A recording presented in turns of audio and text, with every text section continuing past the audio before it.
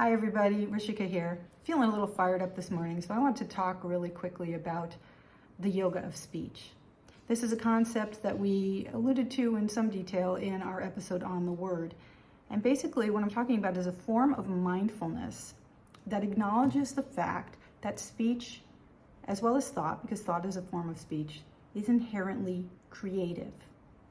It determines the reality that we create and experience.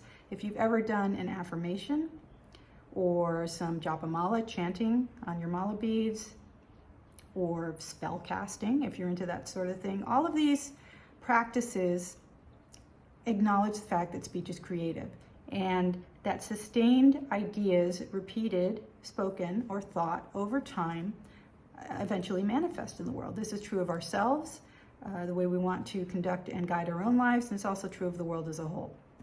And the reason that this came up for me this morning is because I have noticed a steady drumbeat in the world, and this has been going on forever, of course, but especially lately, it seems to be reaching a fever pitch.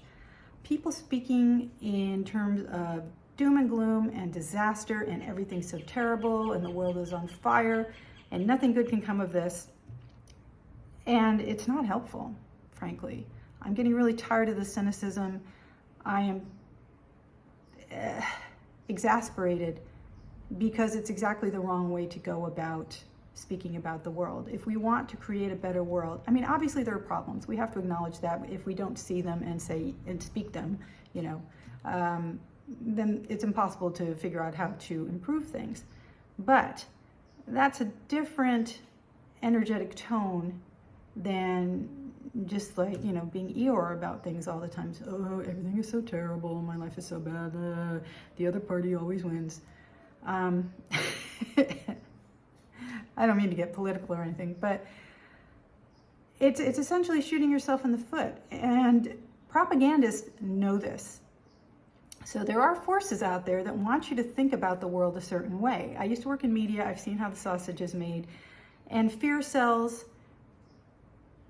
being despairing about the world sells, because then you're always looking for things to confirm your bad mood.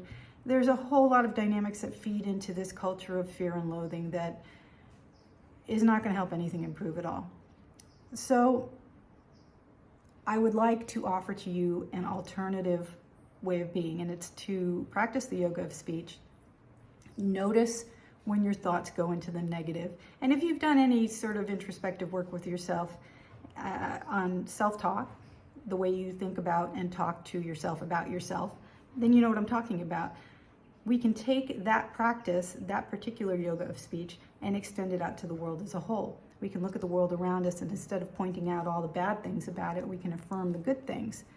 This is the same as sort of abundance consciousness, not focusing on lack and the things that we don't like, but focusing more and upholding the things that we do and that we want more of. Because if we're putting out more and more vibrations of positivity and hopefulness and an understanding that divine perfection is already here, it's simply ours to express and to affirm by noticing it, then we strengthen that vibration instead of this, oh, everything's going to hell in a handbasket idea. So I encourage you today to perhaps try that, or if you notice people around you engaging in the negative thinking and speaking, ignore them. Maybe give them something else to think about in terms of a positive take on reality instead of this constant, like I said, doom and gloom and apocalypse is coming, etc. Because we just make it more likely that those things are going to happen if we affirm and repeat those ideas. So that's my thought for today. I hope it gives you something to chew on, and let me know if you have any thoughts or questions in the comments. Namaste.